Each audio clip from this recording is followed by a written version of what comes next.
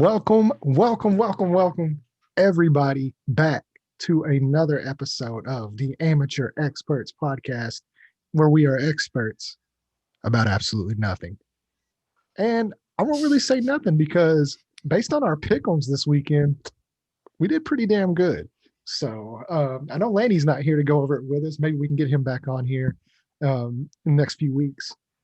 But boy, what a freaking weekend, man! Like there's just so much to go over. Like not even with the games. I mean, you know how like those, you know how you get those sayings where it's like, this freaking league. Everybody says that, Yeah, and yeah. that's my Usually exact with the thought. NBA, Yeah, but usually, it's been the NFL lately. yeah, but like that's literally my exact thoughts. Is like, there's literally not been a moment in probably the last week, well, since we last hit a show, that every day there's just something happening. It's like Yeah. it's not small, it's something that could like pretty much change the entire landscape of the NFL.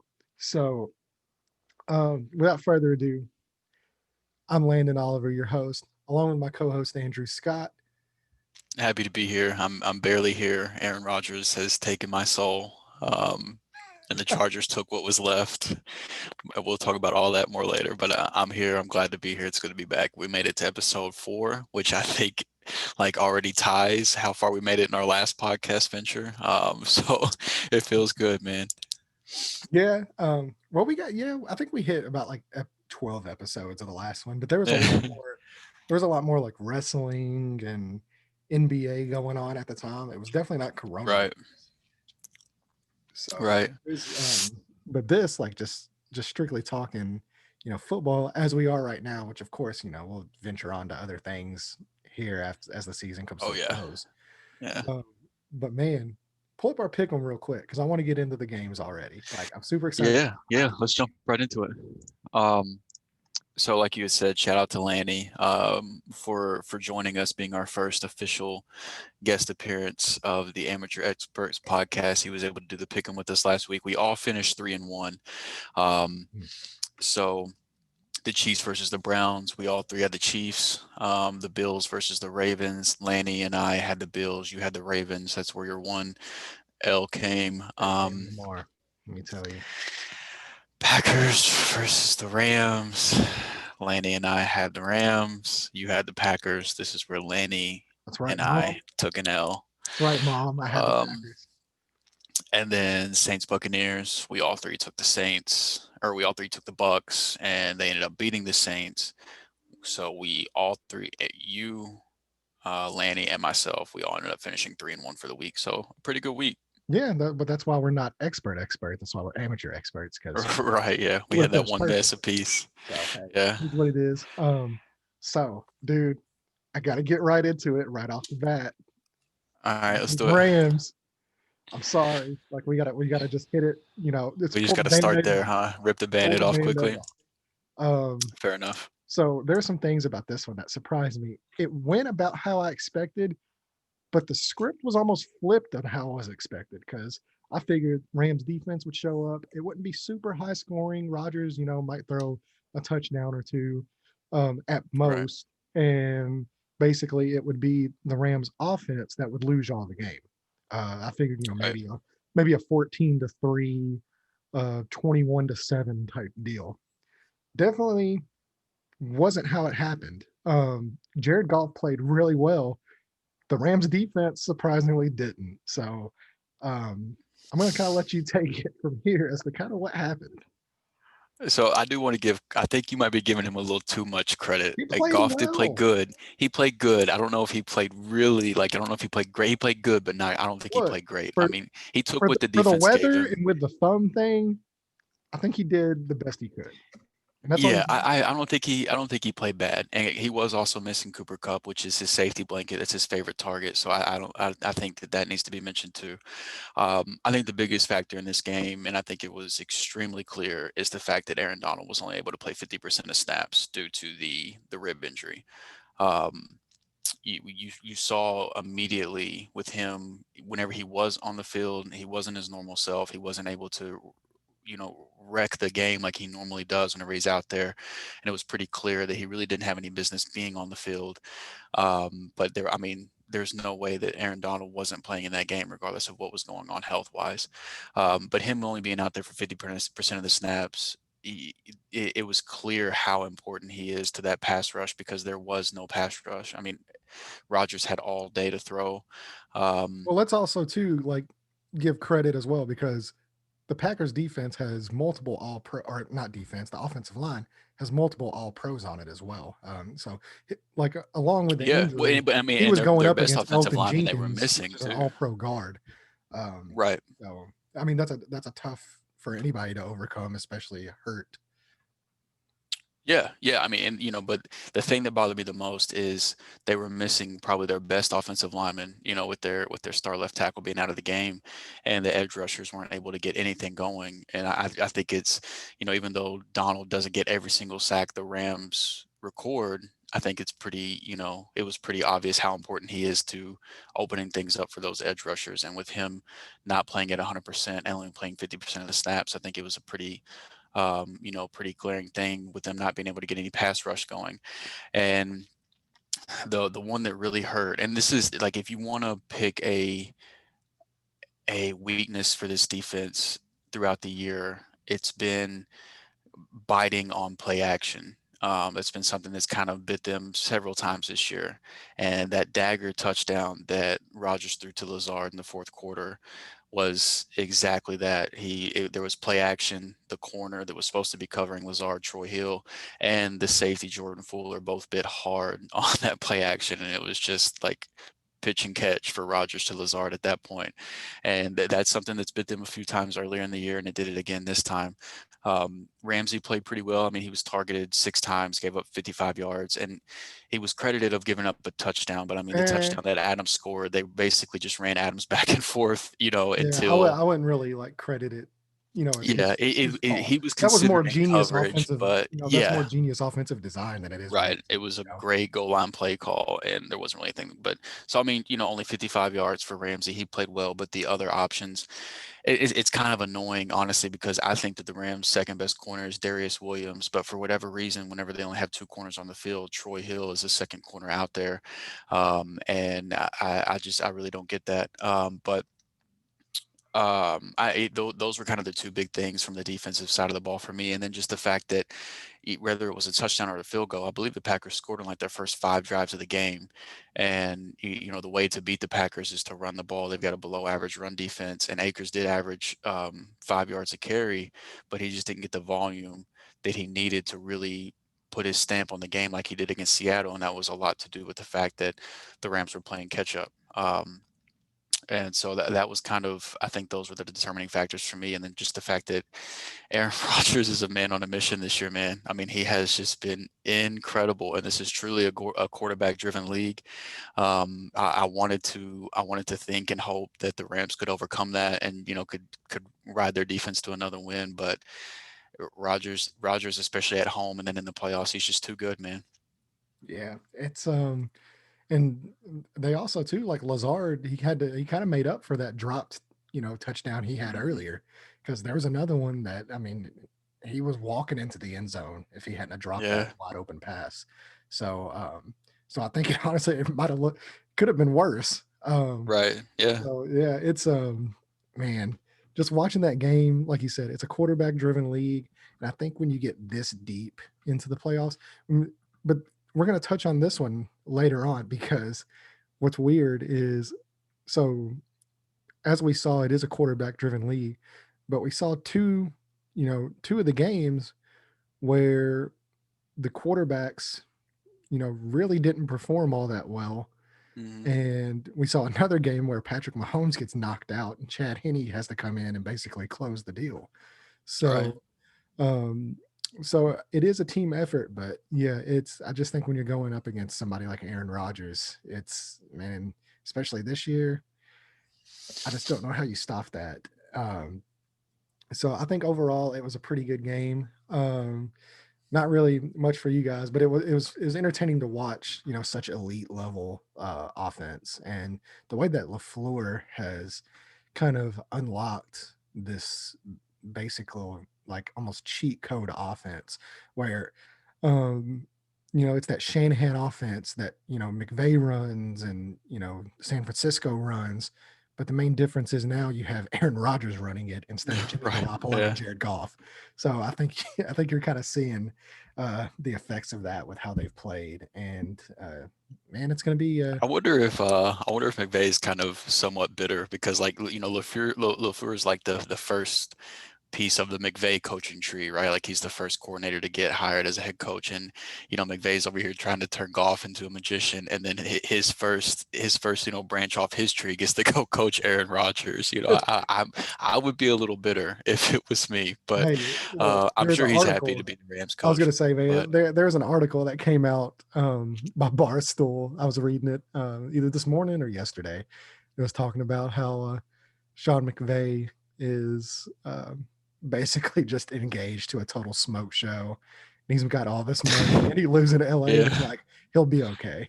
So Yeah, yeah. I mean, there was another interesting article too talking about that.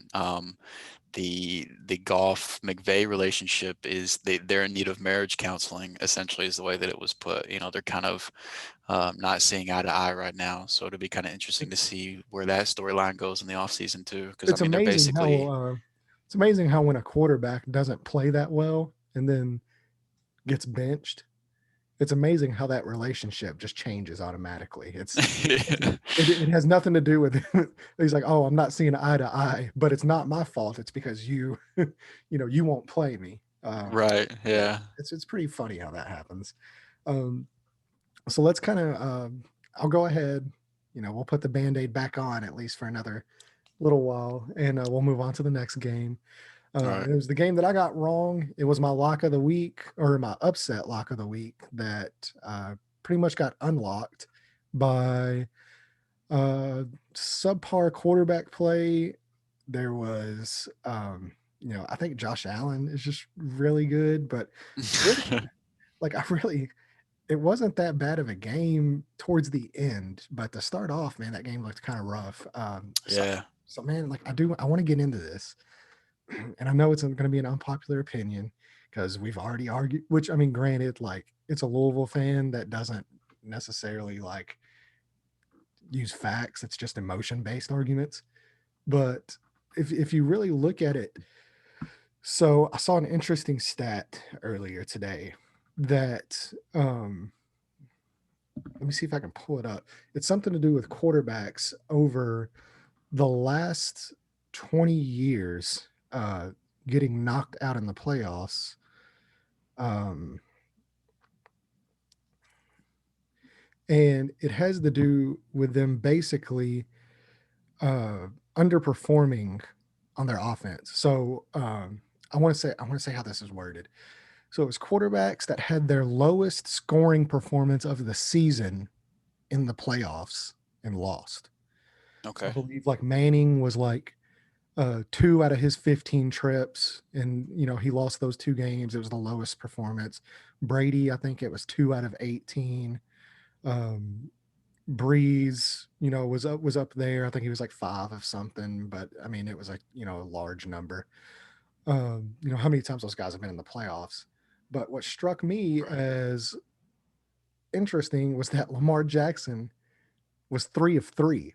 So all 3 years that he has been in the playoffs, the Ravens have had their lowest scoring game of the season in that playoff game. And it just kind of makes me wonder that when you get deep into these playoffs and you know we talk about how it is a quarterback driven league, is he the quarterback? And like, I'm not talking about himself as a runner, I'm talking about as a quarterback. Can he pull that team over the hump? I kind of want to get your take on what we kind of discussed earlier with that. So I do think that Lamar still has a way to go as a passer, but I do still think you can win with him as your team's quarterback. Honestly, I think the biggest problem with the offense is who Lamar has to throw the ball to more than Lamar's performance. And then Lamar hasn't been great in the playoffs. There's really not any denying that. But his two really only like true options to throw the ball to are Mark Andrews, who is a great tight end, um, and Hollywood Brown, a deep threat. They really don't have anybody other than Mark Andrews to throw to, to try to pick up like guaranteed yardage and move the chains and things like that. And I think someone like a Kenny Galladay, who's a free agent, or there's a number of that look like could be really good possession receivers in the draft this year, that they could potentially get. I think adding somebody like that to the team, I don't think you're really going to know what Lamar can be until you give him that. Honestly, I think that's going to be if they give him somebody like Kenny Galladay or Allen Robinson. If they give him a game changer um, at the wide receiver position, then I think that's when you start asking the question on if he can get it done or not. Because I mean, he's the youngest MVP in league history, the only quarterback to rush for 1,000 plus 2 years in a row. Like he's a game changer in a way that nobody else has ever been. But there is something lacking and something still that you want to see from the passing game. But I think he doesn't have all the pieces to give you the answer to know for sure or not. And that I wouldn't be. I liked Lamar coming out of college. I wanted to hate him because he was a Louisville Cardinal, and I'm a lifelong UK fan. I mean, he was my second favorite quarterback coming out of college, which I mean, doesn't mean much considering I had Darnold first and I had Josh Allen fourth behind Baker. So I mean, if we take that for what it's worth, I wasn't all that great, trying to predict those quarterbacks. But um, I'm not comfortable counting Lamar out yet until you give him a true, consistent outside threat. Okay. Yeah, I definitely agree with that. I think obviously there needs to be a complete overhaul of that wide receiver corps because you basically right now have a wide receiver two masquerading as your one, and then a bunch of practice squad guys. So it's very difficult. But there's just a lot of times where I'm watching these games and I'm seeing him, you know, I see him get into these scenarios where if his first option is off the table, he drops back, he looks, that first option's gone. It's either force the pass into that first option or it's take off.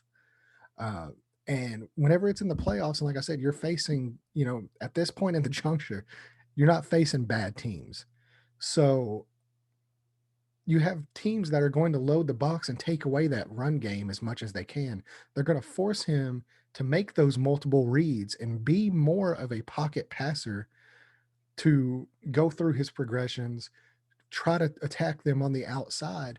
And in these past 3 years, I just haven't seen it. And I know he's really young, which plays very crucial into his development. I think it's going to be interesting to see because they've got some work to do on that offensive line as well. I know Stanley comes back next year. They'll be able to move Brown back over to right tackle. They need to really attack that guard position because they really missed Yonda this season. Um, but I think he can get there. By no means do I think that he's a bad quarterback. That is not what I'm saying when I'm questioning, what's wrong with Lamar, and that's why, you know, I'm I'm trying to say, you know, don't take it as personal insult whenever I'm critiquing somebody. It's not that Yeah, I it's hate the not. quarterback. It's just stuff that I noticed that for him to get over that hump and for them to stop getting put out with their lowest, scoring game of the season in these playoffs, they're going to have to address some of these concerns. And until they do Right. that, you're going to have the result that you did yesterday. So, but we do need to give credit to the Buffalo Bills while we are here. We are on here. Let's give Yeah. credit. Stephon Diggs, man, another dominant performance. Just absolutely He's fantastic. so good. He is surgical, man. He is such a good receiver. And shout out to the Bills fans too. They after Lamar got hurt, they've donated now $360,000 to Lamar's favorite charity after he got knocked out. And it's not the first time they've done something like that. They whenever Andy Dalton, whenever he was with the Bengals, whenever he knocked, I think they knocked out or they beat the Ravens or somebody. I don't remember, to send the Bills to the playoffs. They did the same thing for Dalton's charity.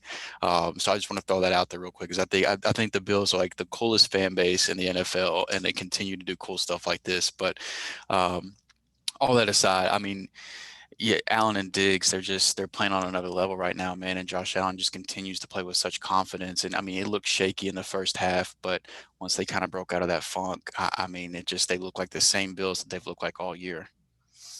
Yeah, it's been fantastic to watch the chemistry develop, and especially just in 1 year of playing together with no off season, anything like that. It's pretty, pretty wild, and it speaks to the testament of the work ethic of both of those guys that they're Right. able to pull off something like that. So now we can kind of get into next week's opponent for the Bills with the Chiefs and the Browns game. Um, there's just pretty much not really much to say about this other than Andy Reid has balls of freaking like titanium. That was just such a ballsy call, and it just shows what a great coach he is, that he's willing to put his trust in, Chad Henne, his backup quarterback, Yeah. that, you know, from the moment that they left that game, they didn't switch up that offense at all. I mean, it was the exact same play calls, and especially that last call that won them the game, where you have that, that basic, quarterback rollout and that quicks, pass to Tyreek. Right. That's a call that you see Mahomes hit, countless times a game. And it Right. doesn't matter who it is.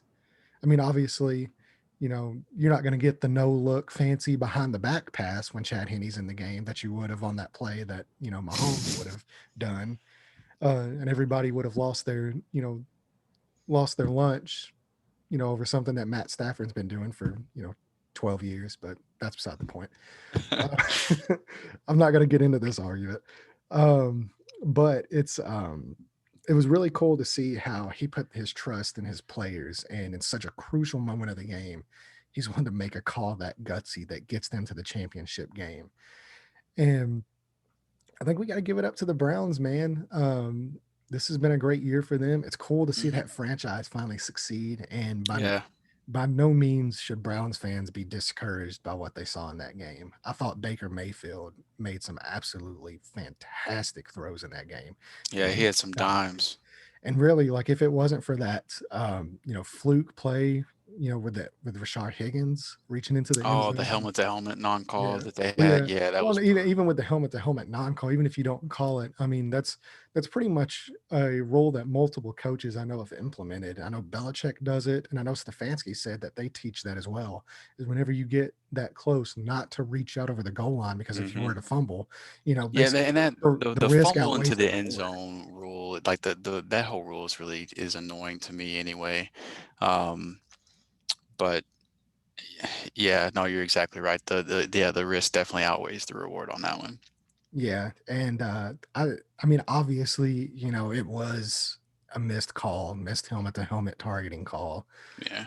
But it's the playoffs, man. Like those calls are going to go against you, especially when you're playing, these upper echelon teams like the Chiefs or the Buccaneers or Packers, or wherever you're playing like that. You're not going to get a lot of these calls that you would normally get in the regular season. And we can go down the conspiracy hole of, whether the league wants to push, certain teams into certain spots. And that's why they don't call those on some teams. But at the end of the day, it's playoff football. Like you Yeah. gotta make the plays, even without that fluke play. I think if you want to watch a clinic on actually how to, and like I said, don't get discouraged if you're a Browns fan, but if you want to watch a first year head coach and a clinic on how to lose a ball game, just watch the last 8 minutes of the Browns Chiefs game, because they took about 4.5 minutes off the clock, only gained about 20 something yards, and then punted. Right. And man, that's like you can't do that, because you're handing it back into a lethal offense, regardless of who the quarterback is. You've still got Travis Kelsey, you still got Tyreek Hill, you still You got, still got Big Red calling plays. yeah, exactly. Like you're gonna get guys open. So I mean, you just can't put it back into that offense's hands and have them close that game out. So Yeah, I don't um, think you need a conspiracy theory to, to figure out why this game went the way it did. I mean, whenever you're going up against a defense that is, I think they were like 31st in the league in DVOA against the run, and you only have 18 rushing yards in the first half, and you've got Nick Chubb and Kareem Hunt on your team. I mean, that's a problem. Granted, the Chiefs scored they scored touchdowns on their first two drives, but even with it being that early in the game, even if you're down, you can't have 18 rushing yards against one of the worst run defenses in football. Whenever you've got the best running duo in football, it just Yeah, and it can't happen. the lack of Kareem Hunt, especially in that first half, was like extremely perplexed. Like, why are you not playing that guy more? So, Right. um, I think it was a very entertaining game, especially because it kind of came down to like that last few minutes. And obviously, we send our thoughts out to Mahomes. We hope Mahomes is okay and he's able to go because we want to see the Bills and the Chiefs at full strength. I want to Yeah, see that happen. definitely. So we Hmm. hope. From what I read today, it was just more of actually like a neck stinger, which I don't know about that. I mean, dude got up pretty I don't think woozy. there's any way he's missing the game, but No, yeah, well, I don't think he's missing the game, but I hope he's 100% healthy. I don't want yeah, him. I do I too. don't want him to roll him into that game just to get to the Super Bowl when he's like 60% of his brain is there. So Pulling Aaron Donald and have him 50% ready to play. yeah, but hey, 50% of Mahomes is probably better than half the quarterbacks in the league to Yeah, begin with. yeah. So so yeah, we're super excited about that matchup, and now that we kind of took care of the young guys, we get into to the old battle. And this game surprised me. So what did you kind of see whenever you watched this one? So surprising is a really good word for it. The biggest surprise to me, the thing that kind of jumped off the screen whenever I was watching the game, is the success that Tampa found on the ground against what was one of the top run defenses in the league. In New Orleans have been a top three, top five run defense for a few years straight now, and um, Ronald Jones and Fournette combined for almost 170 yards on 35 touches against them, and I mean, I think a lot of it ended up having to do with them playing ahead and things like that. But I mean, their success running the ball against that defense, and then the short fields that came from the turnovers that the Saints were just cooking up. I mean, turnover after turnover, just giving Tampa the ball and where you wanted it to be. Um, those were two of that. I mean, that was the game to me. And then Tom didn't have an electric game or anything by any means, but Brady didn't turn the ball over once, and he breezed through three picks. I think Jared Cook lost a fumble. Yeah, they had 4 turnovers total. Right. I mean, with them having four turnovers and Brady not giving you any, I mean, you can't you can't give that offense the ball with a short field over and over and over and expect to succeed. So I mean, that was the big things for me as far as how that game ended up going. Yeah, man, how lucky is Tom Brady? Just, I I mean, don't know it's if you can call it luck, whatever he's well, I been doing it mean, as long as he's been doing you it, get but Taylor Heineke in round one, and then you get a broken down Drew Brees, in game yeah, a lot of 4. people were picking that broken down Drew Brees to beat them in that game. I Yeah, mean, well, we saw why it's those people were wrong too. yeah, yeah. There's four Hey, well, we turnovers from weren't that. on this show though, because we're smart and shit. Yeah, right. So we It, so man, the way the Tampa Bay Buccaneers defense, I think, like in all honesty, I think you got to give 90% of the credit in that game to the defense because not only, like you said, the Saints weren't able to run the ball, but the passing game for the Saints was just completely non-existent in that whole game, other than a Jameis Winston pass, who I think they probably should have put in after the third quarter, because Drew Brees just looked absolutely cooked. He was floating passes. They made some great interceptions. They made a lot of easy interceptions, mhm. uh, and it's just the Buccaneers defense played lights out, and Yeah, we have to wonder now because it sets up a battle in Lambeau, and this is a matchup I've wanted to see for years now. And I always thought it was going to yeah, come in the Super Bowl because I always thought it was going to be New England Green Bay. I've had this picked at least 2 or 3 times in the last few years to happen, and it just never came to fruition. So now it's finally going to happen. I'm really excited to see Packers, Buccaneers, NFC Rogers Championship versus game, Brady. Rodgers versus Brady. And So before we move to that, I gotta get a troll off. I can't leave that game. Look, Drew Brees, he might be retiring. He's arguably, a top five quarterback. If he's not top five, he's top 10 all time. You got to give him his due. But I hate I hate the Saints more than any team other than probably the Rams division rivals. So This is another postseason dud for a Breeze-led team that has now not won multiple playoff games for 11 straight seasons. Only 134 yards, 3 picks against a Buccaneers secondary that looked beatable a lot this season. And then shout out Michael Thomas for having 0 catches and disappearing once again in the playoffs. I hope he had those tweets ready in his drafts to send out why it was everybody else's fault and, and blame the refs and do all that good stuff because it was just so wonderful to see him disappear once again. So Saints, shout out to you guys. See his All right, deleted tweet? Did you see it? Did No, you I see the? didn't. Did he have a Oh, deleted tweet? he tweeted a. No. Yeah, he deleted it. He tweeted It sounds something. like a Michael Thomas thing. Yeah, it said, "Don't worry, help is on the way," and it had like a little GIF on there. And then he deleted it. So whatever that may mean, Or Deshaun maybe somebody's Watson. coming in Yeah. and maybe Hey. somebody's coming in and teaching him how to be a better receiver. I don't know. Maybe he's taking lessons with Julio or Diggs or something this offseason. Man, brutal. So Anyway, so I had to get that out. I couldn't let that go by. so kind of like we do every week, we're not going to go super in depth with these upcoming games because we're going to cover them in depth next week. But we do kind of want to touch on them and then give you our championship picks for the AFC and the NFC and let you guys know who we got going to the Super Bowl as well as get them jotted down, dotted line, crossing the T's, dotting the I's for our pick'ems. So we're like I said, we're gonna start off Packers, Bucks. How you see this one shaking out? So this one is I think this is gonna be a lot of fun, man. I mean, this is the two highest scoring offenses in the NFC. And you've got, I mean, in my mind, this is two of the top five quarterbacks of all time finally getting to face off.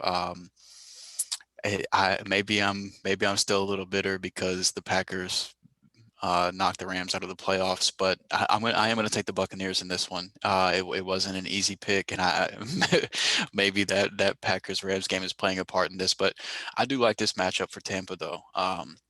Seeing that secondary play the way they did, granted they're not playing against a broken Drew Brees in this game, but seeing them play the way they did, and that was really the weakness of their defense, it was really encouraging. And just the fact that the running game for Tampa got going against New Orleans, and now they get a matchup against a below average Packers run defense, where I think the only thing that goes against Tampa here is if Rodgers does what he did against the Rams and gets out to an early lead and forces them to play catch up and kind of takes the running game out of it a little bit.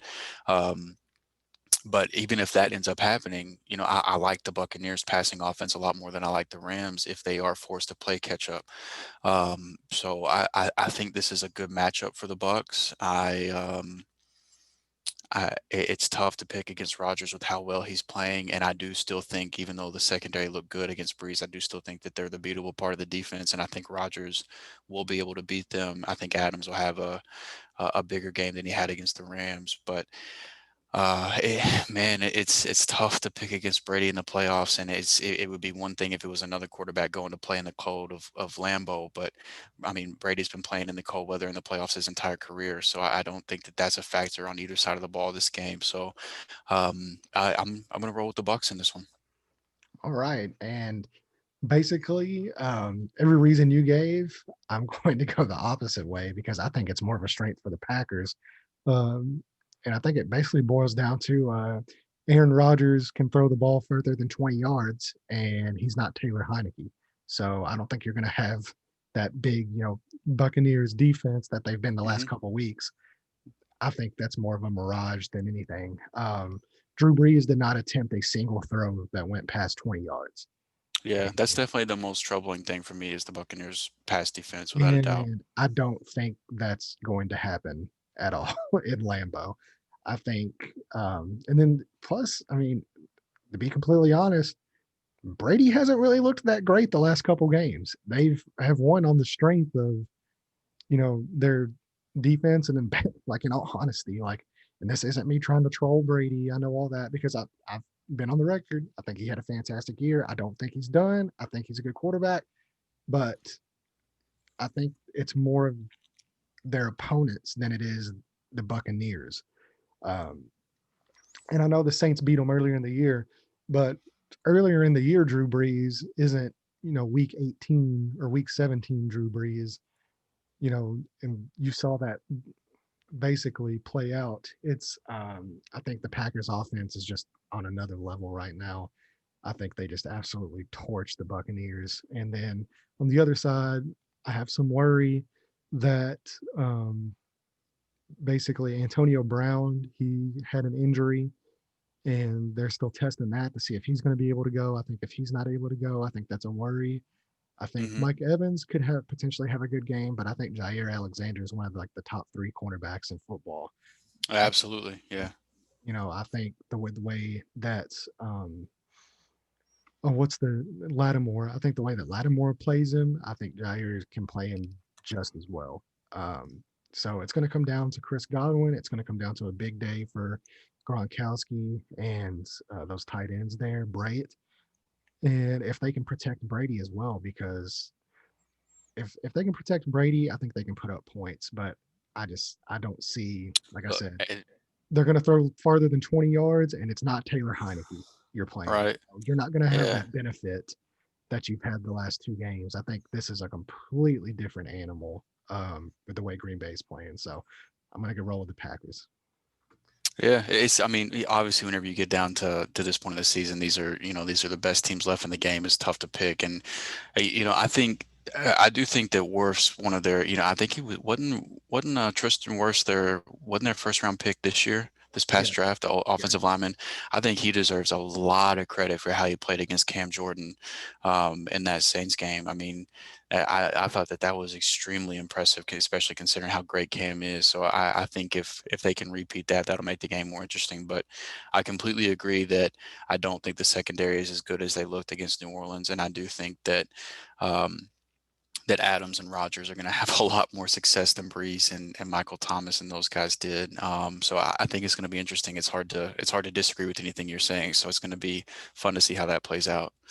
Yeah. I'm pretty excited. That should be a good matchup. I think it's going to be it's going to be a high scoring. If you're betting, you should probably go ahead and take the over on this. Yeah, yeah, smash the over. Yeah, So, which getting into the over, let's kind of hit our second game here with the Chiefs and the Bills because you want to talk about some more offense. I think these two teams can definitely get into a shootout. yeah, Obviously, it's going to play a role, the health of Patrick Mahomes. So, it's kind of hard to choose this game because I mean, we both agree that we think he'll play, but we kind of won't know where he's at until later on in the week. Um, right. so, if Mahomes doesn't play, obviously we kind of know where you're going to go with this. If he does play and these teams are at full strength, how do you see this one shaking out? Yeah, so I mean, like you said, we're going to talk about this game under the assumption that Mahomes is 100%. This is, everybody's good to go. I'm going to take the Chiefs in this one. The Bills' only loss since their Week 6 loss to the Chiefs came against the Cardinals. You know, with that DeAndre Hopkins Hail Mary improbable play, they lost to the Chiefs in Week 6, and then they lost that game. And those are the only games that they've lost, since that Week 6 point. So they have been on fire. But the thing that bothers me and that I can't shake is that I think the Chiefs are like 31st against the run. I said that earlier whenever we were talking about the Browns, and Devin Singletary just, yeah, I don't see them getting any running game going. And I think that to beat the Chiefs, if Mahomes is 100%, you're going to have to be able to run the ball. You're going to have to burn clock, try to keep that offense on the sideline. And I don't trust the Bills to do that. I think that Josh Allen can still get it done through the air. I think Diggs will still be great. I think they'll score, but I don't know if they're going to be able to score enough to keep up with Kansas City, if drives do start stalling because they can't run the ball and because they become one dimensional. Um, I mean, it's tough. They continue to get it done over and over and over without a real running game, and it's wild to see. But I think at some point that has to catch up to you, especially at this point. So I mean, if Singletary can get it going against this bad run defense and give them some kind of life on the run game, I could easily see the Bills winning this game. But I don't have enough faith in it to put my pick in it, so I'm going to go with the Chiefs. Okay. Yeah. And, assuming Mahomes is 100%, I'm going to concur with you. I think we go with the Chiefs with this.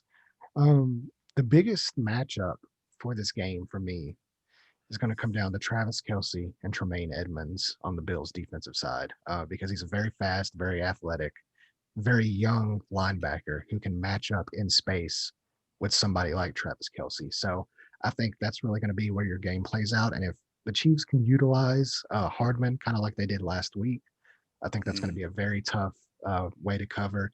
Obviously, the Bills have a really good cornerback tandem, and I think they'll double Kareem and try to take him away as much as you can. Take a guy like Tyreek Hill out of the game, but uh, I think you just see the difference in this game coming down to Andy Reid, and it's almost like any Bills or any Chiefs game that you watch this year, you can just sit back and look.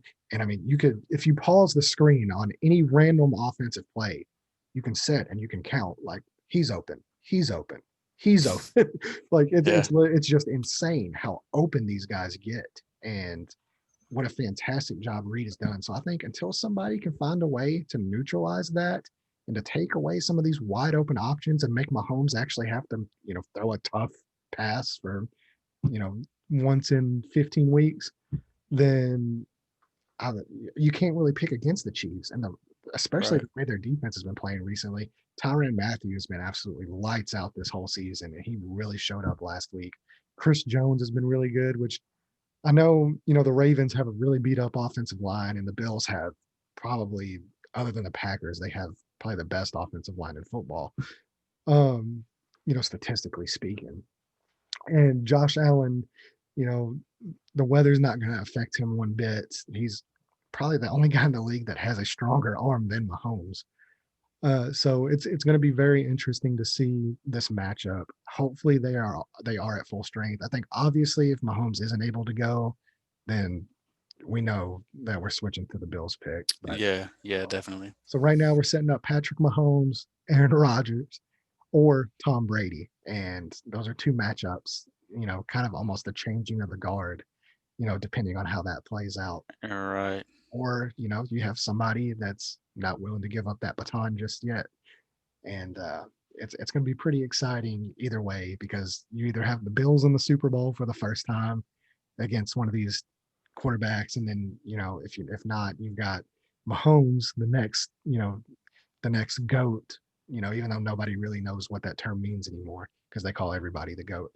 Um, yeah, it's greatest of all time. That means there's only one of them. That there's not multiple goats for anybody out there listening. You have one guy, and right now that guy's in a Buccaneers jersey. So, um, I'm glad to listen to you acknowledge that. look, after he won that last Super Bowl, I told you, man, like it's very hard to deny. Now, I'm not gonna say that all of it's him because he's had a shit ton of luck roll his way, whether it's Vinatieri or Pete Carroll completely shit in the bed or Kyle Shanahan forgetting how to run the ball. Like all you literally have to do is kneel 3 times and they win a Super Bowl. They don't have to do anything. Why would you Yeah. ask? Hey, You could take three I knees mean, and win. you're So, not wrong, but the so I way mean, the he's way I had a look lot at of it is luck you over his have to career, put but yourself along in with the that lot of position to luck, have that luck. yeah. So I mean, yeah, he's been fantastic to watch, and with Breeze retiring, it's getting to that point to where it's going to be time for Brady to hang it up soon, and then pretty soon after that, you got Ben and Rivers, and after that, Rogers is pretty much up next, and then we're getting into all these younger guys and all these guys that I've basically watched from late high school, early college days over the last 12 years or so. They're going to be retiring, and it's going to be bittersweet watching probably the greatest quarterbacks. And with the way that the game is changing nowadays, like you see rookies like Herbert come in and they're tossing for 30 touchdowns just right off the bat in college. And so all Yeah. these records all these guys have are going to be completely shattered by every quarterback coming on, in the next Yep. 20 years. So and it's kind of disheartening, honestly, because you watch the NFL that these guys played in over the last 15 years and you see it how it morphs. And, sometimes not for the better because it's really, really difficult to play defense. And even if you got the number one off or defense in the NFL, like we saw with the Rams, I mean, with the way the rules favor the offense and the way the schemes are nowadays in the offense, and some of these penalties like with the quarterbacks, you can't touch the quarterbacks and stuff like that. Man, it's almost impossible to play defense. So I think all these records that you're seeing are just going to continue to get broken. And I don't necessarily think it's because some of these newer guys are better than the older ones. I think it's just Right. games played now. So it's going to be really fun to watch how this next week plays out. So I'm pretty excited about it. So Yeah. Yeah. Me um, too. so we actually have a chance to get in now to some stuff that aren't picks, and we get to talk about some of these coaching hires and firings basically that have been made over the last week or two. So I know Andrew's kind of got that pulled off to see kind of where things have been going. And I want to start off with this one that we see just right here at the top because it's probably the biggest shocker that we've had as a coaching hire over the last few seasons. And that's Urban Meyer unretiring again and going back down to the Florida area to coach the Jacksonville Jaguars. Yeah. This one's definitely the most interesting because I mean you've got the number one overall pick, which likely, barring any wild circumstances, is going to be Trevor Lawrence, who most consider to be the best college prospect since Andrew Luck. You've got him wrapped up, and you choose Urban Meyer to be the guy that's going to lead this team with this potential franchise quarterback. And he's no zero NFL experience. Granted, he had success at Florida and Ohio State, but he also had controversies that followed him around as a college coach as well. Um, but he's not going to have a lack of weapons on offense. He's gonna, he's got Trevor Lawrence, who majority thinks is going to be a great quarterback. James Robinson was a great running back this year. They've got DJ Chark and Laviska Shenault, who are two great receivers. So, I mean, there shouldn't be issues with trying to upgrade the offense. The defense has some young pieces on it as well. So if he doesn't succeed, I don't think it'll be because of a lack of talent necessarily, especially considering if they spend the draft cap or if they spend the cap space that they have smartly. I think this could be a quick rebuild if Trevor Lawrence lives up to the hype. But Urban Meyer is also going to have to live up to the hype too. And honestly, this wasn't he he wouldn't have been my pick. I'm far from an NFL expert. Um, but there would have been other guys I would have liked to have seen lead this team with Trevor Lawrence other than Urban Meyer personally. But I'd be interested to hear your thoughts on this one. I'm kind of in the same camp. It's going to be a wait and see. I think that they definitely got an established guy. I think that a lot of these players in the NFL have ties to Urban Meyer or some of his coaching. Right. And it's going to be interesting because also not only do they have that Trevor Lawrence pick, if that is who they go with, but they also have the Rams first rounder as well from the Ramsey trade. So Hmm. they've got two first rounders, two second rounders, along with the most cap space in the NFL this offseason.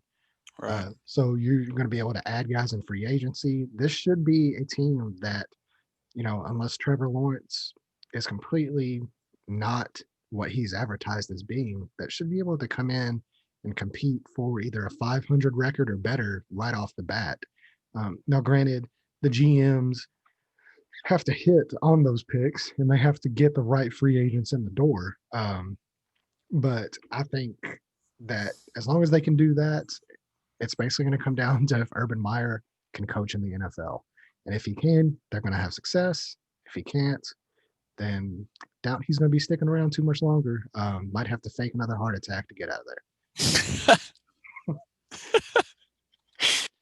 Uh, So, my favorite hire in this whole process is the next guy down, and that's Robert Saleh to the New York Jets. I think that is an absolute bomb hire. I think it's the probably one of the best coaching hires in the last few seasons because I think that guy's going to come in and not only transform that defense, which they've got some pretty decent pieces already there.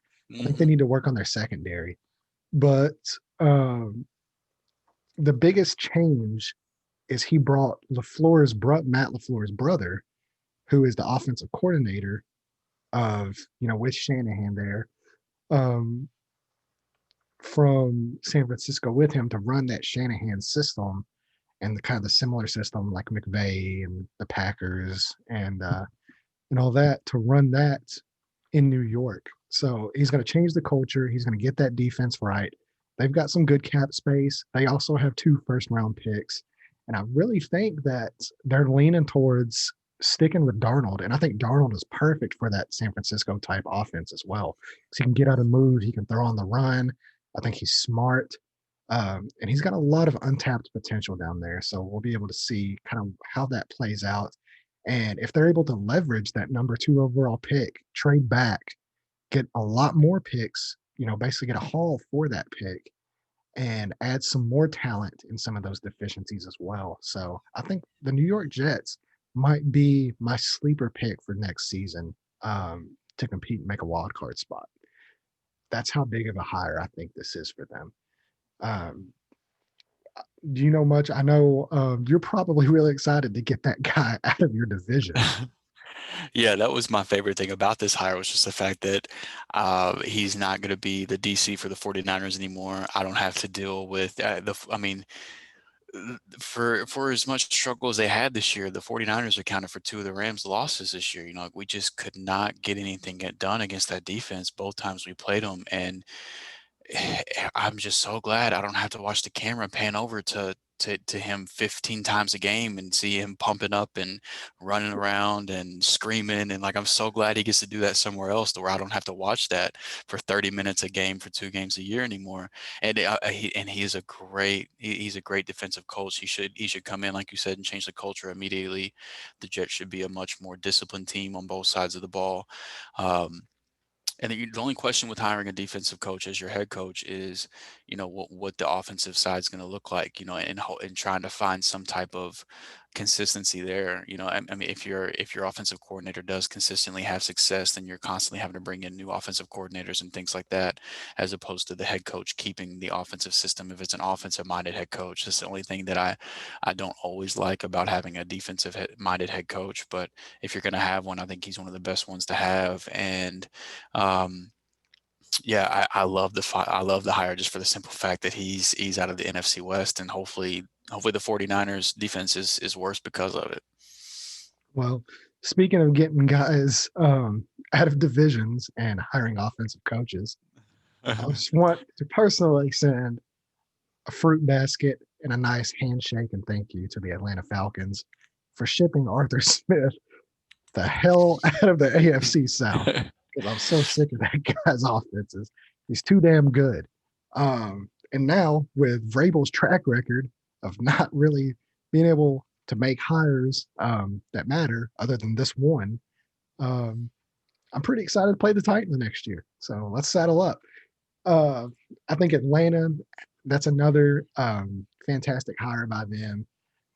I think that he can come in right away, depending on how they play the draft. Obviously, I think they've got the number 4 overall pick in this next coming up draft. I know that team outside of their wide receivers and possibly their quarterbacks. I think Matt Ryan's still got a few good years left in him. But I know their offensive line needs work. Their defensive line needs work. Their cornerbacks are okay. They've got some nice safeties there, but and I believe that they're talking about having Dean Pease, who was the Titans defensive coordinator a couple years back. He's actually going to unretire and come down there. I don't think it's going to be in a defensive coordinator role, but it is going to be in some kind of Right. capacity, helping get that defense back on track. Um, so I think as far as an offense goes, I think if they can end up possibly trading back out of that draft spot to a team that might want a quarterback or somewhere like that, and acquiring either some more defensive line help, some more offensive line help. I think that this can be a decent team as well. I don't think they're necessarily as poised to get back in that playoff picture right away. I think they're a couple years out. But I mean, anytime you've got Julio, Matt Ryan, and Calvin Ridley there, you're going to be able to put up points. And especially if they're able to kind of basically replicate what he did down in Tennessee, say they do end up taking a running back, whether it's Najee Harris or somebody like that, Kenneth Gainwell, one of those guys, to kind of take over for Todd Gurley, then I think that they can definitely have some offensive success.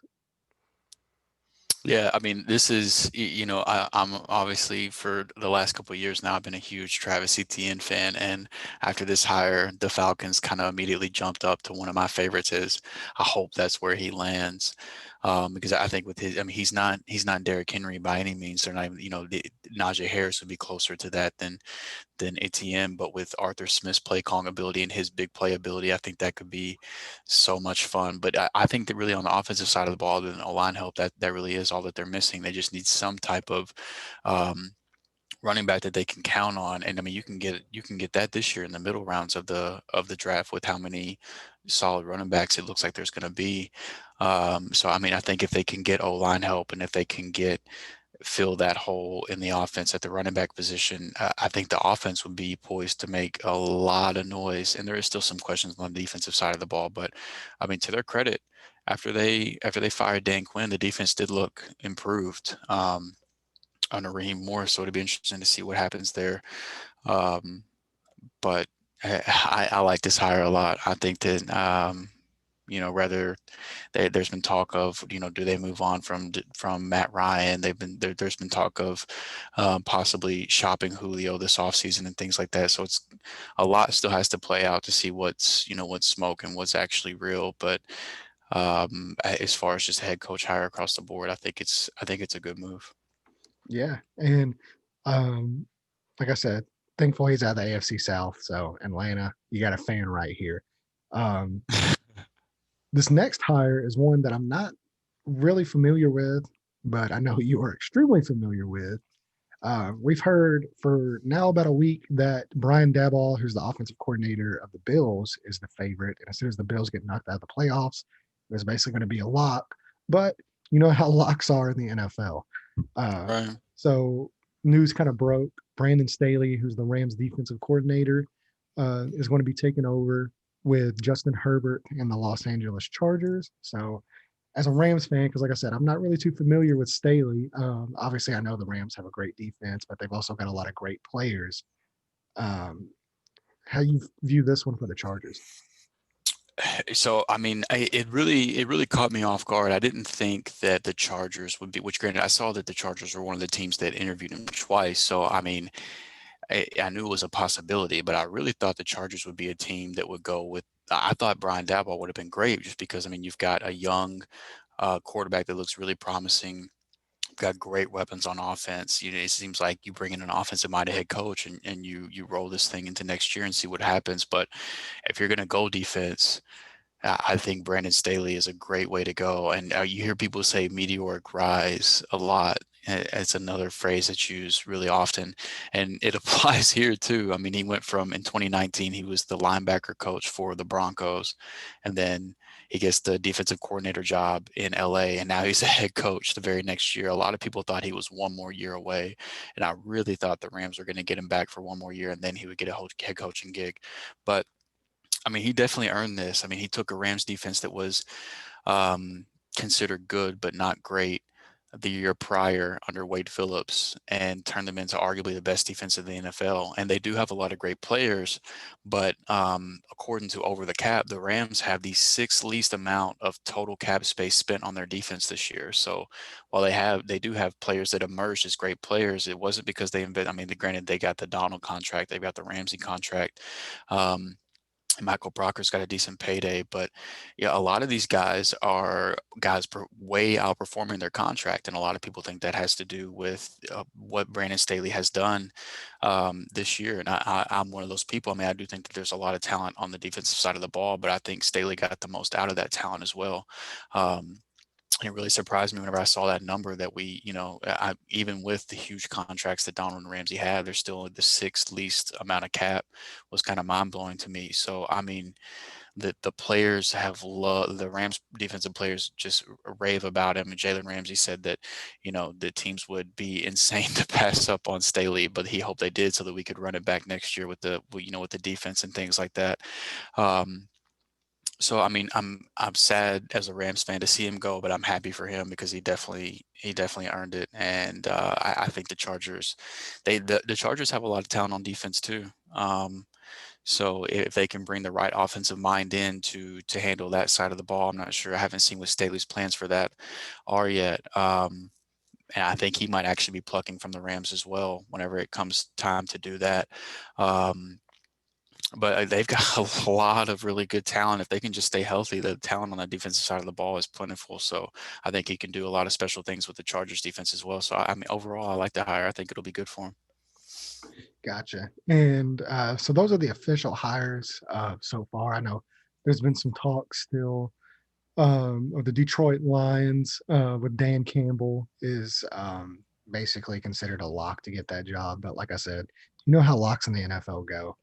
So Yeah, with that, they said that apparently the only thing keeping that from being official is Dan Campbell wanted to do his exit interviews with his players before they made it official. And I think those were supposed to happen like Wednesday or something like that, which I thought that was a pretty cool move by him to, yeah, handle and business with the Saints before you move on. and, and if you want to have a guy that's going to get you fucking hyped up to play a football game, go watch Right. Dan Campbell tape because like I'm not even a big Saints fan. I remember when he was an interim coach for the Dolphins a few years back. And I don't really give two shits about the Dolphins. And I wanted to basically put a helmet on and run through my television. Yeah, yeah. Yeah. So that guy, man, he's gonna have them ready to go. I don't know how he is as far as an X's and O's coach, but that guy can motivate the shit out of some guys. Right. And I know right now, the Houston Texans, they're doing their interviews with Bieniemy, which is the Chiefs offensive coordinator. They've done an interview with our defensive coordinator, Matt Eberflus, which please don't hire him. He's an absolutely terrible defensive coordinator. You don't want him leading your team. Just trust me on this. Don't hire him. Uh, little tongue in cheek. You want to wink at the camera? Yeah, wink, wink. Uh, Terrible coaching hire. He should definitely come right back to Indianapolis. So, and then I don't really know if there's too much more news on that. So let's get into our big bombshell of the last week, which which is also, There's one man, more I tell open you head what, coach opening we haven't if talked you about ever though. get sick of the NFC West and you just want to watch teams constantly fucking implode on themselves instead of getting better, you should come join the Colts. And which I mean, we do that occasionally too. We did ruin a generational quarterback, not once, but twice. So anytime that you can only get one Super Bowl out of Peyton Manning and Andrew Luck, you got to do it. Well, Uh, before we move on to the Deshaun Watson, there's one head coach opening we hadn't talked about yet, which is the Philadelphia oh Eagles, shit! How did I miss the who dumbass decided to Eagles fire with Doug Doug Peterson. Peterson? Yeah, Man, see, and this just goes to show you what we were talking about. It's just constant news every day.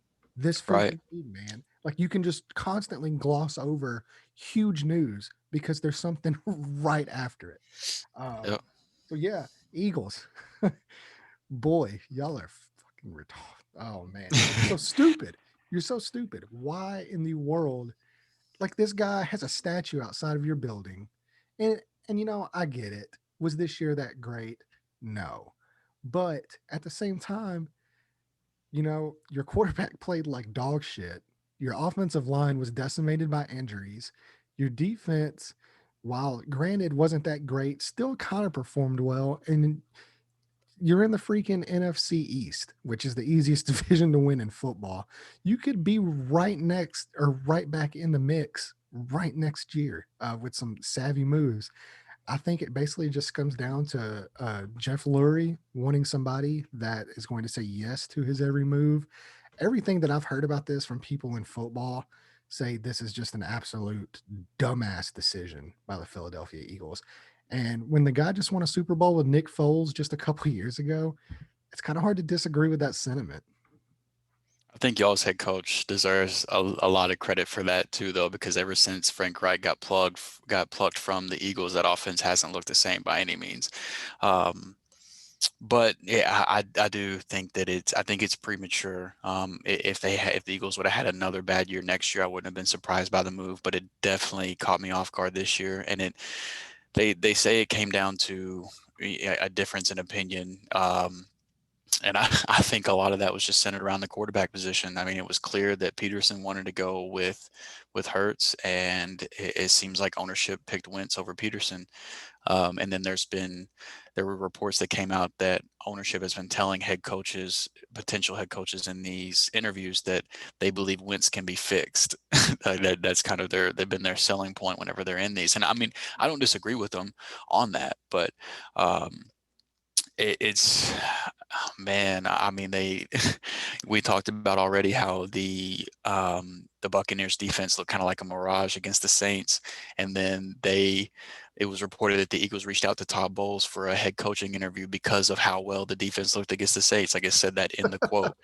So, I mean, and we've already seen Todd Bowles as a head coach. Granted, that doesn't mean he can't succeed elsewhere because he didn't succeed the first time around, but um, it's going to be really interesting to see how they go with that. I mean, Josh McDaniels is I would supposed to say, be see, interviewed. the report that I read earlier was that the favorite for the job right now was Josh McDaniels. Yeah, And I don't like that either, yeah, boy. personally. All I want to say is you better get his name on a signature before you announce that he's your head coach. Right. Um, Yeah. which, granted, if it plays out like it did with us, then you'll be better off for it because he backed out and we got Yeah. Frank Reich at the last second. So Right. I can't thank Josh McDaniels enough for being a complete snake. Yeah, you guys ended up coming out better for it. So yeah, that was the last. So we've got the Eagles and the Texans are the last two standing that don't have a head coach right now. Now So we'll here see we how get that into plays this, out. and like I'm sorry, I'm gonna rant just a little bit here.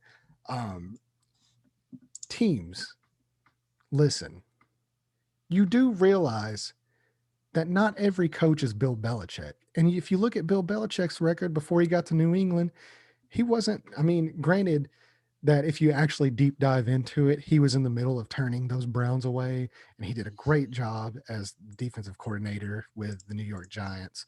Um, but I mean, you're not going to win the Super Bowl every year. You're not going to be in contention every year. And moving on from these really good coaches that have proven that they can win, especially ones that have proven they can win the Super Bowl with backups, whether it's with Frank Reich, whether it's with whoever, Peterson's the head coach. He can get it done.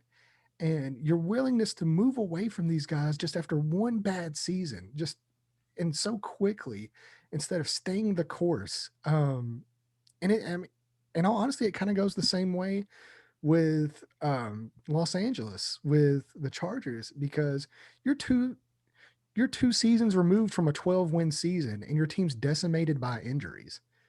I mean, at what point are you just move changing just the change? Like we've gotten into this, results oriented time where it's what have you done for me lately? And if you're not winning or competing for a Super Bowl every single season, your job's in jeopardy. And I think that is just such a dangerous precedent because you're letting these coaches that can actually get there and help your teams just run right out the door for the next big, thing, whatever it is. Now, obviously, when you've got guys that have lost the locker room, um, whether it's reported that Peterson did or not, or Adam Gase, for example, who's just proven even Adam Gase got multiple years to try, and he bombed pretty much every chance he got, but they still gave him a chance. And that's all these guys are looking for. You don't just move on from a coach after one bad season. You you let them grow into it. And that's what I'm glad we did because we had Andrew Luck. He retired 2 weeks before the season. We're rolling out there with a backup quarterback and we still pull off. We go 7-9. We don't make the playoffs. We don't know what we're going to do at quarterback. And Chris Ballard says, hey, we have a plan. We stay the course. I trust our coach. We get a Philip Rivers that everybody thinks is just completely shot. Like, you can't fix him. He looked awful. He threw 20 interceptions last year. Blah, blah, blah, blah, blah. We heard it. We win 11 games and make the playoffs. Granted, we didn't win the Super Bowl, but I mean, you know, you just want a chance. And these teams' willingness to just fire these guys after one bad season, it just sets a very, very dangerous precedent for these teams. And I think it's an absolutely terrible move for the Eagles. Um, and there's been some other reports that have come out with the Eagles too about Carson Wentz's lack of, He doesn't like to be coached and doesn't like to be corrected in the team meetings, and that goes deeper than just your head coach. So if you're an owner listening to this, for whatever reason, maybe you just catch it on a workout day. You're on the treadmill. You're like, "What the hell's the Amateur Experts podcast?" And you just happen to listen. Um, Quit firing your head coaches after one bad year. You guys are idiots. Um, so now let's let me get off the soapbox here and get onto another soapbox. Now it's my turn to rant. Yeah. I'm going to take this rant Oh, because okay. Well, before you start, I've just let me say, God, does it feel good to be a fan of a team in the AFC South? Let me say. with all the drama going on, I can't imagine. Um, we've obviously we're in a 12-team dynasty league on Sleeper, so we have our Sleeper chat that's pretty. 4 or 5 of us are pretty active, and the There's a difference whole of opinions. Let's just say that.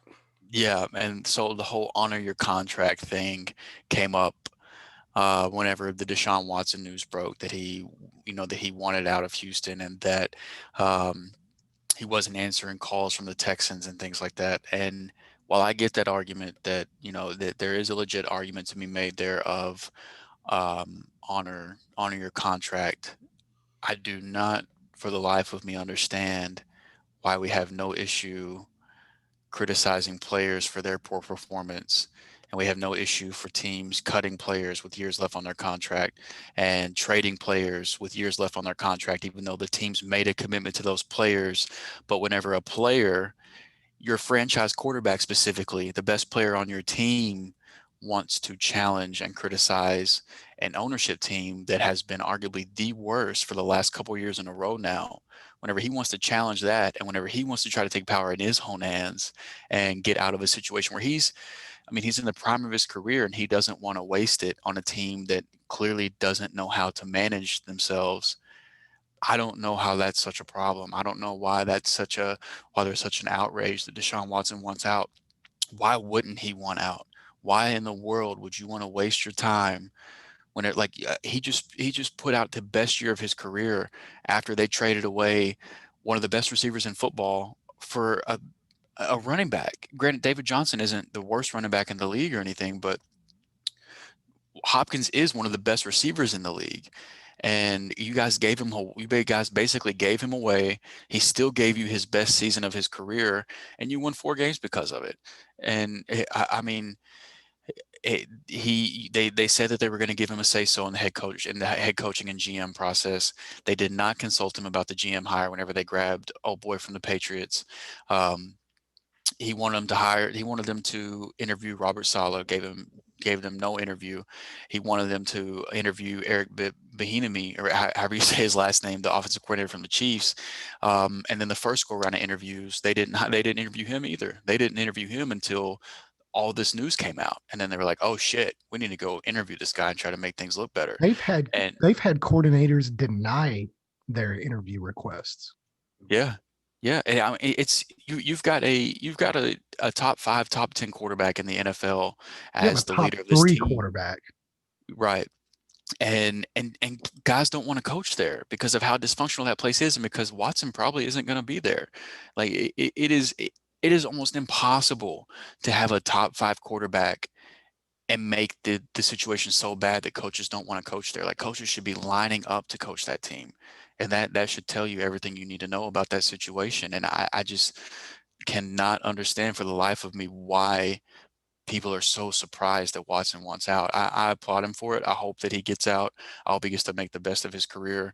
And I hope he goes to a team that gives him a chance to win, that actually wants to build around him. Yeah. Man, you couldn't have said it better. I, for one, am a huge fan of Deshaun Watson, even as a divisional opponent. I think he's an absolute fantastic person. He's an absolute fantastic quarterback. And I 100% support him wanting out of Houston. I think he should get Yeah. far away from that organization. He should not come anywhere near the AFC South or the Indianapolis Colts ever again, unless he's putting on a blue horseshoe helmet, which obviously I don't think is going to happen. But yeah, just to echo those sentiments, man. Like, We applaud these teams for cutting players that don't perform. We say that was a good move. That was a savvy move. They saved money. We applaud these teams for trading guys and say, oh, you know, that's a fantastic move. That the good of the team. That's what they say. But then whenever it's a player that has watched basically his entire talent pool drain away from his team, and not only that, they don't have they don't have future picks. They don't have talented players. Their cap space is tied up. They can't sign any players. And then whatever good players they do have on top of Deshaun Watson, because everybody wants to talk about Deshaun Watson wanting out. Nobody said anything about JJ Watt wanting out either. Like nobody said anything about that. It's just, and like I hate to get on this soapbox here with this, but you know, you know, the upstanding white, all pro wants out, and it's just, it's good. As soon as the young black guy says he doesn't want out, oh, it's well, he needs to honor his contract. I think that's just such a load of shit. And you know, we don't get onto these teams for doing that, like you said. And so you shouldn't play. I don't really know how you say it. It's two faced, honestly, is what it is. Yeah. Um, I mean, say what you want about and pro that's not football. saying like as a personal. I'm not saying anybody personally is two faced, but I think that argument in itself is two faced because you're Yeah, fine when a unless you team unless does you it, also have a problem with teams but teams cutting do. players and Yeah, trading because the teams players. don't honor the contracts. Why should the players? Yeah. And this whole thing that like, oh well, if he was working a job, then he would have to go to work. He can't just not show up to work. He shouldn't expect to get paid, dude. Well, guess what? Whenever you can do the things Deshaun Watson could do in a football field, and people actually want to pay you money to go to watch you perform, then you can have that kind of a say. Nobody wants to go watch people lay bricks or teach kindergarten or fucking flip hamburgers. Nobody's going to pay to watch you do that. So you don't Yeah. have that. Might not sound fair, but it's a Yeah. reality. Dude, we are all replaceable at the end of the day. Deshaun Watson, unless you're getting Patrick Mahomes or I don't even know Aaron Rodgers with the age gap. So pretty much unless you're getting Patrick Mahomes, Deshaun Watson's not irreplaceable. You are. So your argument's just invalid off of that completely. Um, Yeah, and you can say what you want about Pro Football Focus, but according to them, their top five quarterbacks overall grade this year, four of the five are playing in conference championship games this weekend, and the third graded quarterback this year won four games. yeah, and It's just doesn't have a not. first It's round not pick because it's going to Miami. right. It's not. It makes no sense for him to want to stay there. I would be worried for him if he wanted to stay. With how dysfunctional that team is. So good for him. I hope he lands to on one of these teams that's right here on our screen. I really do. Yeah, and I would 100% love for him to be in a blue jersey next season with a horseshoe on it, but I highly doubt that's going to happen. So, with that being said, some realistic scenarios that we can actually see playing out. I think the most realistic for me is the Miami Dolphins. I think that they can trade Houston back their pick. They can give Houston another first round pick on top of that, for the next season's draft. I think you can even throw in Tua in that as well. Whether they want Yep. him or not, who knows? But I think he's possibly a valuable piece, whether to bridge the gap for another quarterback, or if they want to try to get one of these other younger guys like Wilson or Fields or Trey Lance, somebody like that they build around. But I think they obviously have a great package that they can send. And I think the only thing that Miami Dolphins team is lacking, they won 10 games last year. So if you can trade into and a few first round picks, a few second round picks, and you can add Deshaun Watson to that mix, that's a very, very, very dangerous team. Right. Yeah. I agree. I think the Dolphins are one of the most realistic, and I think I honestly I think it's these top two teams right here that are on the list. I think it's going to be one of these two teams, and the reason I don't count the Jets out is because they also have a lot of future picks. This draft specifically, and then obviously in years after as well if they need to go that deep. And then they hired a head coach that Watson wanted the Texans to interview and possibly hire. He was one of the first people that Watson said that, Robert Saleh was one of the first people that Watson told the Texans he wanted him to hire. Um, and they neglected to interview him. And now he's the head coach of the Jets. And one big piece of this is Deshaun Watson does have a full no trade clause. So Mhm. if they try to shop him to a team he doesn't want to go to, all he has to do is say no and just force their hand, to either he stays and possibly sits out, or they send him to a team that he wants to go to. And he did say Miami. Or not he didn't come out and say it, but there was a report that Miami was his top choice. But I think with the head coaching hire in New York, I think the Jets, with the package they could offer, and Watson's interest in Salah, I think that could be a possibility as well. Um, I don't cap wise, I don't know how the Bears look. I think the Bears would be Hey, I think that would, really take them to the next level. Obviously, if they could land Watson, if that's realistic, but um, I can't see him saying yes to the Broncos over the Dolphins or the Jets. I can't see the Texans saying yes to the Colts with it being in the division. The only team outside of those like top teams that's on this list, I think, is the Carolina Panthers. That was I going to think be with my the dark horse. yeah. Was going to be Carolina, and like you said, he doesn't have or he does have a no trade clause, so he can say no to any of these teams. And, and don't let's not get it twisted here. Deshaun Watson doesn't show up to play, they're not paying him. That's part of the deal. If he does not show up, he will be fined and he will forfeit his contract. And I think that's okay to him because I think he's got enough money. He can hold out one season and see how that team fares.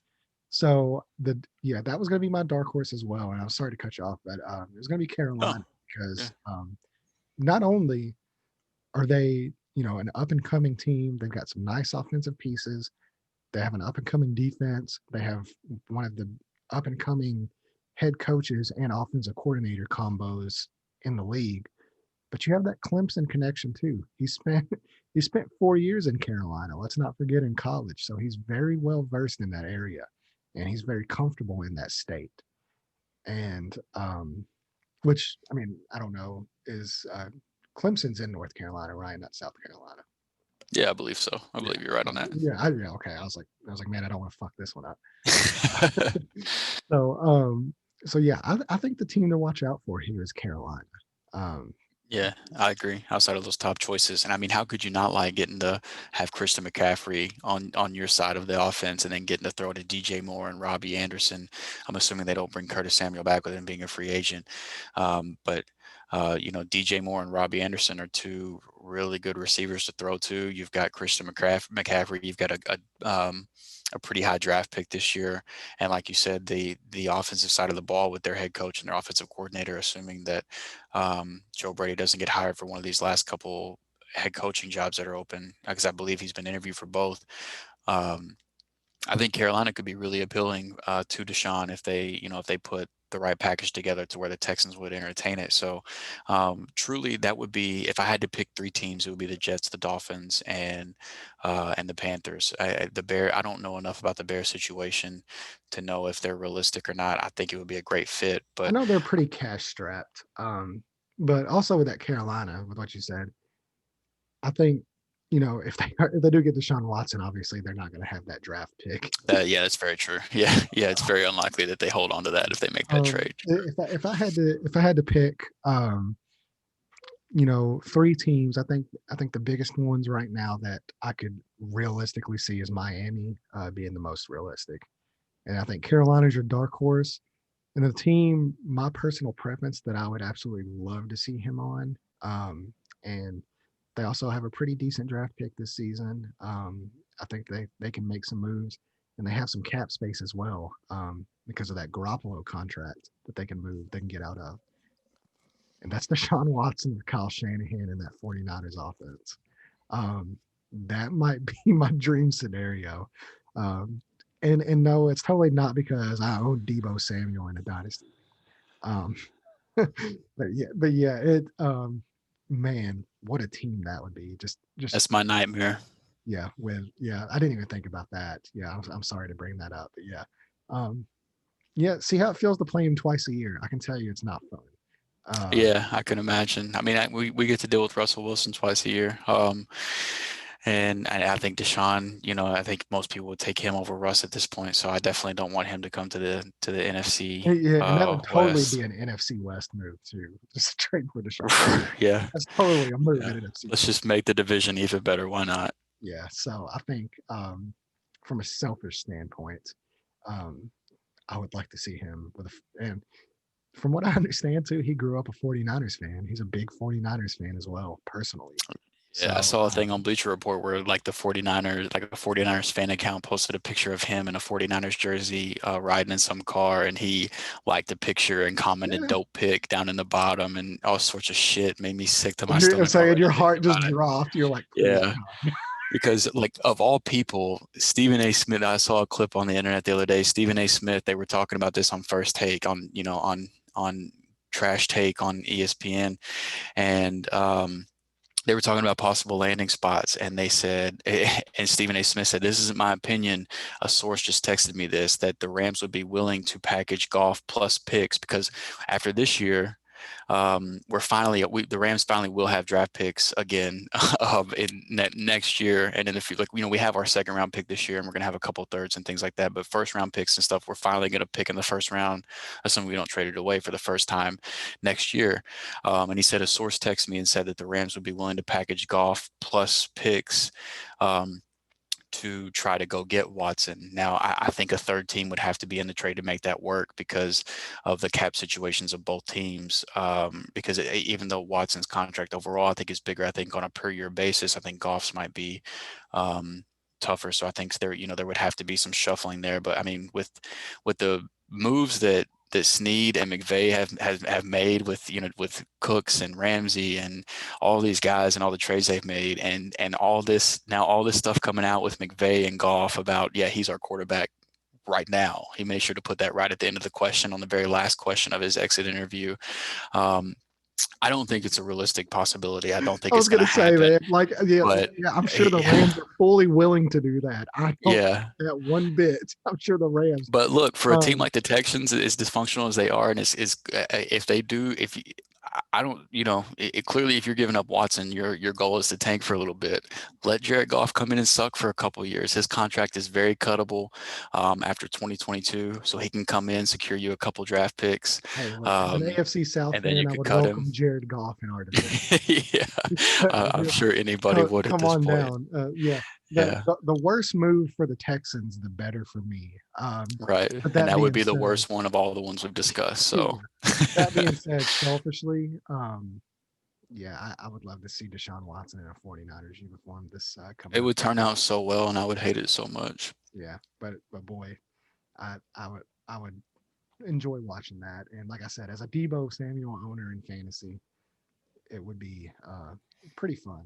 So, well, we've kind of reached the conclusion of our topics in our interview, which obviously we could go on for hours more, but podcasting world doesn't want to hear us for the next 5 hours. And Yeah, I think we've already hit way past our hour mark, which is usually where we try to stay around. So, so um, we'll kind of before we say, go, don't forget if you've made it this far, the Amateur Experts Podcast. We're on YouTube now. Go subscribe to the channel.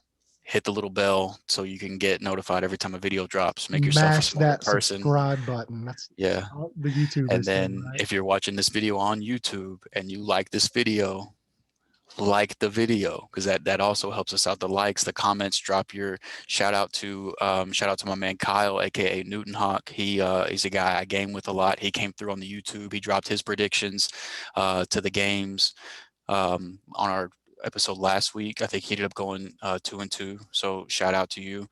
Um, I would love to see more of that and more discussions and more, where people disagree with us and things like that. It's really easy on YouTube to kind of interact with each other. So if you're not watching this on YouTube, go watch it on YouTube and let us know where you agree and disagree, and we can have a discussion there too. Yeah, and if you're not watching it and you're just listening to it, whether it's on Spotify, whether it's on Apple Podcasts, just make sure to hit that subscribe button as well, because anything that you guys can do to help us out if you enjoy our content, the better we can get at making that content for you. So, we're really excited to continue this next week, kind of see how everything plays out. If you got any disagreements with anything we said, we always welcome discussion. So don't forget, like, comment, subscribe on all of our platforms.